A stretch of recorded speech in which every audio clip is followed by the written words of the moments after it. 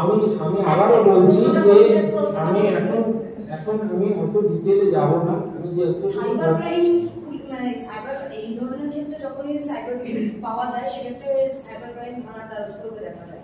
তো আমি কত শিক্ষা পর্ষদ হয়েছে, তো এই ক্ষেত্রে কি আপনারা হচ্ছেন? আবারও বলি যে আমি কি পদ্ধতিতে কি করছি এটা আপনাদের সঙ্গে এই মুহূর্তে আমি শেয়ার করবো না। যদি কোনোদিন সময় আসে নিশ্চয়ই করবো, কিন্তু এখন করবো না। তার কারণ যে যখনই পদ্ধতি বলবো, যারা সিস্টেমটাকে ভাঙতে চেষ্টা করছে তারা তাহলে অন্য পদ্ধতি চয়ন করবে।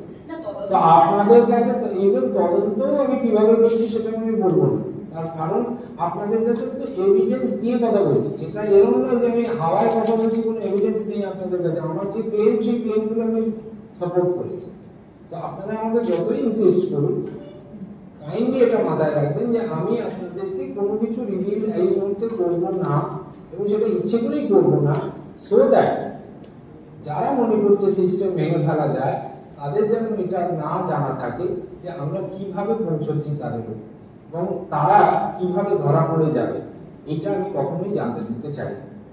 ধরা পড়লে তারা বুঝতে পারবে তারা ধরা পড়েছে, তার আগে যেন কোনোভাবেই তারা না জানতে পারে যে তারা ধরা পড়েছে। এই বিষয়টা আমার কাছে খুব খুব ইম্পর্টেন্ট। সেই জন্যই আপনাদের কাছে আমি এই ডেটাগুলো বা এই ইনফরমেশনগুলো শেয়ার করতে পারছি। Thank you so much. না, কারণ যতক্ষণ না আমি কনফার্ম করছি, কারণ এটা একটা বাচ্চার ভবিষ্যৎ, আমি কনফার্ম না করে কোনো ডেটা বা কোনো তথ্য আপনাদের সামনে আনবো না। এই কটা কথা বলে আপনাদেরকে অনেক ধন্যবাদ জানাই, আপনারা এসছেন। এই ধরনের জিনিস আপনাদের মাধ্যমে আমি আবারও অ্যাপিল করছি, শুধুমাত্র বোর্ড বা সিস্টেম, এডুকেশন সিস্টেমকে এইভাবে কালিমালিপ্ত করার যে ব্যবস্থা করা হচ্ছে, এই জন্য এটা তো প্রমাণিত যে যখন আমি প্রশ্নে কিউআর কোড দিয়েছি আর কেউ যদি সেটাকে ঢাকা দিচ্ছে, সে কেন ঢাকা দিচ্ছে? তার যদি উদ্দেশ্য এটাই হতো, তার মানে গতকাল দুজন ক্যান্ডিডেটের ক্যান্সেল হয়েছে সেই জন্য ঢাকা দেওয়া হয়েছে। তার মানে স্টেপ যাতে না নিতে পারি এটাই কি চাহিদা? যে আমি অনলাইন করবো, আমি ছবি বাইরে পাঠাবো, আপনি কিছু করতে পারবেন না, এইটাই কি উদ্দেশ্য? এটা কি চ্যালেঞ্জ? এটা কি চ্যালেঞ্জ ছড়া হচ্ছে আমার দিকে? আমি এগুলো জানি না, কিন্তু আমার কাছে যেটা খুব কৌতূহলোদ্দীপক সেটা হচ্ছে এইগুলোকে প্রশ্রয় কেন দেওয়া হচ্ছে।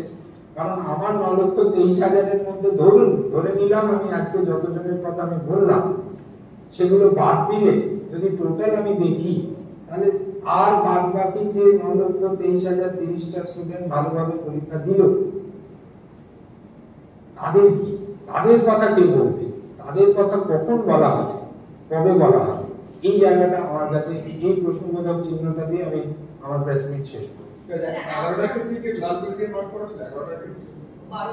আমি আবারও বলছি যে আপনাদের আমি এক্স্যাক্টলি বলে দেব না যে আমি কিভাবে বের করব, কারণ গতকাল প্রশ্নপত্র দেখিয়েছি, আজকে আপনাদের এখানে লাল কালি দিয়ে প্রশ্ন ঘুরেছে। আমি এক্স্যাক্টলি আপনাকে বলবো না যে কটা প্রশ্ন বেরিয়েছিল, কি বেরিয়েছিল, কিভাবে আমি বের করলাম, এটা আমার জন্য থাকে। আপনি কি মনে করছেন এটা পরীক্ষাকে বানচাল করে দেওয়ার চক্রান্ত? অ্যাবসলিউটলি, পরীক্ষাকে, বোর্ডকে, সরকারকে কালিমালিপ্ত করা, যে সিস্টেম খারাপ হয়ে যাচ্ছে, এডুকেশন সিস্টেম নষ্ট হয়ে যাচ্ছে। অ্যাকচুয়ালি এদের এডুকেশন সিস্টেমের সঙ্গে কোনো সম্পর্কই নেই যারা এই ধরনের কাজ করে। এই বাচ্চাগুলো যাদের আজকে আমি ক্যান্সেল করলাম, এদেরকে তো বলি করা হবে, এদেরকে সামনে এগিয়ে দিয়ে চক্রান্তটাকে এগিয়ে নিয়ে যাওয়া হবে, আর তো কিছুই না। যখন আপনারা বুঝতে পারছেন এটা একটা চক্রান্ত, সেক্ষেত্রে কি আপনারা পুলিশের সাহায্য নেন?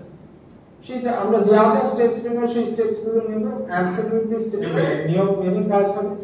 না, পুলিশের কোনো অভিযোগ কি গত কালকে বলেছিলেন একটা পর্ষদের ব্যাপারে, এবং আপনারা মানে আপনারা তদন্তকারী সংস্থা নন, এবারে কি স্ট্যান্ড পয়েন্টটা চেঞ্জ করছে? না না, কোনো স্ট্যান্ড পয়েন্ট চেঞ্জের জায়গা নেই। দেখুন, ছাত্রদের বিরুদ্ধে আমি কোনো ছাত্রের নামও বলবো না, কোনো ছাত্রের কথা বলবো না। আমি এখানে কোনো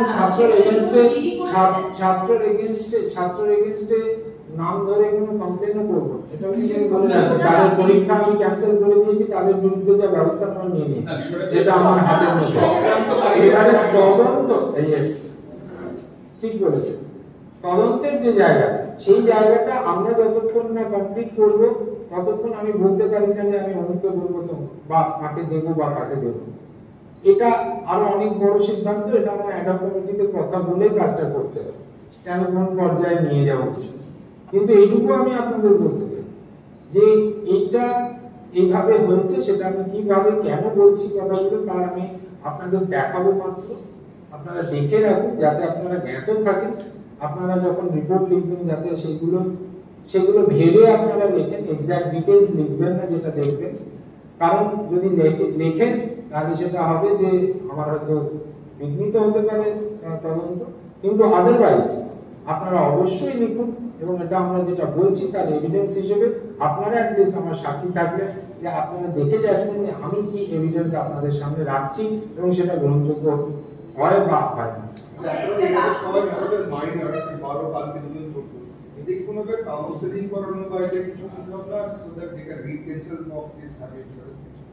আপাতত আমি দেখুন কাউন্সেলিং এর তো একটা পর্যায়ে করেই ফেলেছি। আপনারা যদি আমাদের নোটিফিকেশন গুলো দেখেন আমরা কিন্তু কাউন্সেলিং করেই যাচ্ছি এবং কাউন্সেলিং এর ফলও দেখছি। সেই জন্যই আমি বলছি এটা অ্যাকচুয়াল কোথা থেকে হচ্ছে এটা বোঝা আগে দরকার। কারণ আপনি যে ওষুধের কথা বলছেন, যদি আমি ব্যাপারটা না ধরতে পারি যে ওষুধটা কোথায় কাজ করবে। আমাদের কাছে যে ডকুমেন্ট আসবে, আমাদের যে প্রসিজিওর আছে, সেই প্রসিজিওর মেনে আমরা সিদ্ধান্ত নেব।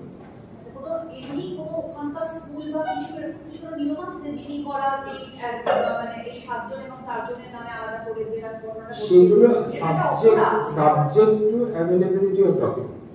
আমি যেটা আমার কাছে আছে আমি যেটা বলবো। বোর্ড করে, বোর্ড নিজে করে। Thank you. আমরা ক্যামেরা বন্ধ করব।